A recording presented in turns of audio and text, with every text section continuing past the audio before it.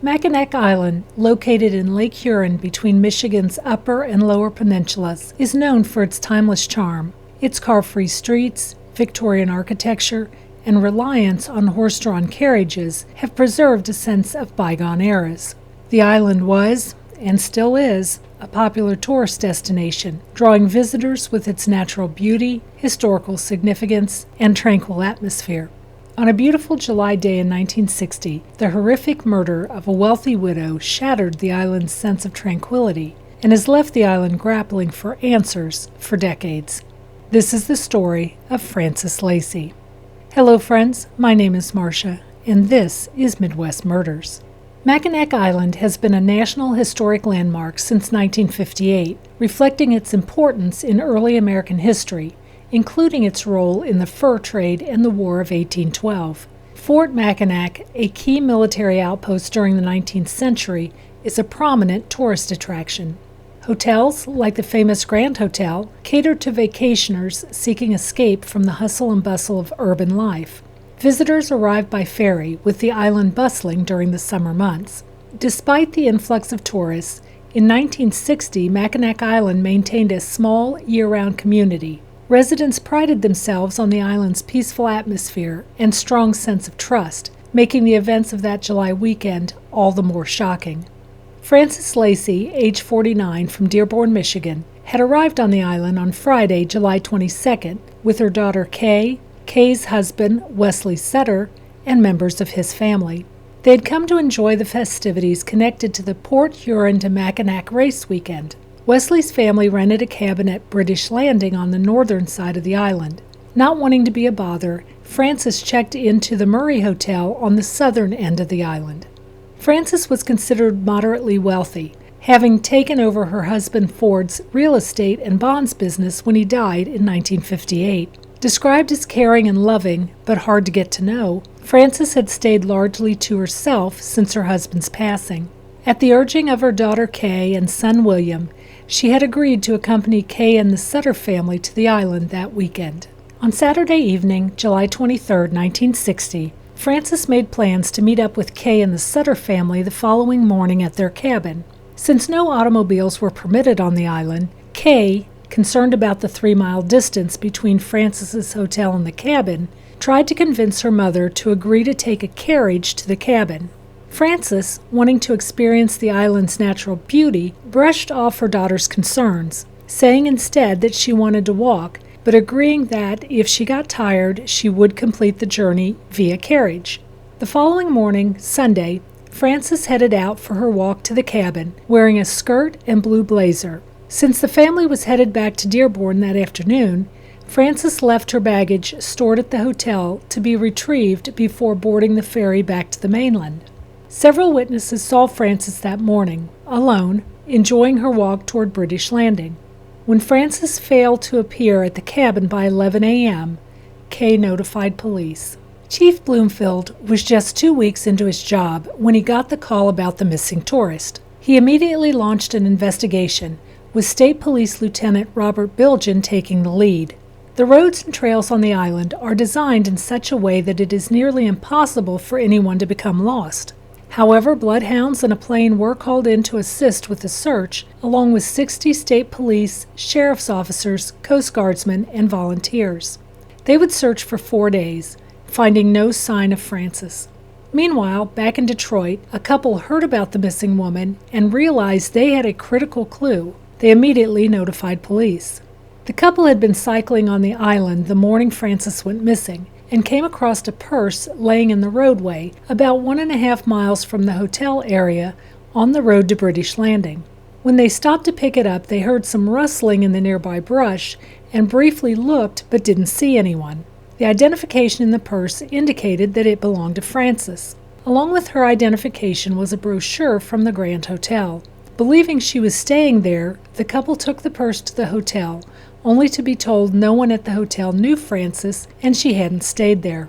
Realizing Frances lived in Dearborn, a suburb of Detroit, the couple took the purse with them back to Detroit with the intention of returning it to her there. A Michigan State Trooper was dispatched to the area where the purse was found at about 7:15 p.m. on Thursday, July 28th.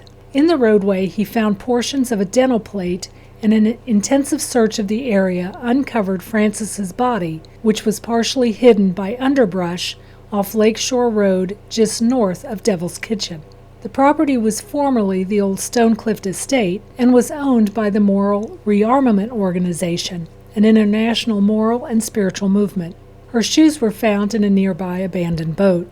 Police claimed the area where she was found had been searched several times over the preceding 4 days. An autopsy performed by Dr. Jean Webster indicated Frances had been raped and strangled with her underwear, and she had been dead 36 to 50 hours when found. Police disputed the time of death, believing she was killed Sunday night. Initially believing the motive to be robbery, police would later suspect it was sexually motivated, as they learned Frances was not the type to attract a robber looking for a likely victim. Her watch and blue suit jacket were missing. Her wallet would be found several weeks later in the hotel area of the island, discarded on the lawn. Police ramped up their investigation. Home movies taken by a family visiting the island were examined, but no useful information was obtained. 80 summertime employees were fingerprinted by order of the Mackinac Island City Council, and those who had quit or been fired from their jobs within 2 days of the murder were also investigated. Several suspects were identified. Paul Joseph Strands, age 31, of South Bend, Indiana, was a handyman and scenic painter on the island. He was held and questioned over several days, but ultimately released. An unidentified carriage driver who was thought to be unusually friendly toward Frances's relatives was also questioned, but no evidence tied him to her murder. A former Mackinac Island bartender, Harold Richard Asp, age 40, had quit his job at the Grand Hotel and left the island 2 days after Frances was killed. He had a history of passing bad checks and drunkenness and was known to have checked into a Detroit hotel after leaving the island. He paid for a week's stay but left after 3 days. A coat was found left in his room with human hair on it, similar to the hair found on Frances's skirt. Claimed checks for luggage left on Mackinac Island were found in the pockets of the coat. He later passed a polygraph test, and police realized the coat wasn't his. He had found it at the hotel on the island and taken it. He was ultimately cleared. Police also investigated the possibility that Frances's murder was linked to the Starved Rock murders near Chicago, but no link could be found. Frances left an estate valued at $142,000 to her 2 children, Kay and William. Author Rod Sadler, in his book Grim Paradise, The Cold Case Search for the Mackinac Island Killer, dives deep into the details of the investigation and explores the possibility that modern DNA analysis could lead to the identification of the killer, much like it did in the case of the Golden State Killer. I've linked his book in the description below if you're interested. The one thing that nags at me is the inconsistency in the time of death. Did the couple on the bicycle hear Frances's killer rustling in the brush, but were not able to see him? Could they have stumbled on the killing just moments after it happened, but didn't realize it? While police believe Frances was immediately killed, why was her body not located in the first days of searching? The island isn't that big, less than 4 square miles. If police truly searched the area where she was later found, did they simply miss seeing her? And if her time of death was actually 36 to 50 hours prior to her being found, as the autopsy suggests, where was she the rest of the time? Could the fact that the searchers didn't find her and the autopsy suggesting she was alive for 2 days after she went missing indicate that she was kept somewhere? That's a question I'm afraid we'll never get an answer to. The murder of Frances Lacey introduced a chilling contrast to Mackinac Island's image as a haven of tranquility.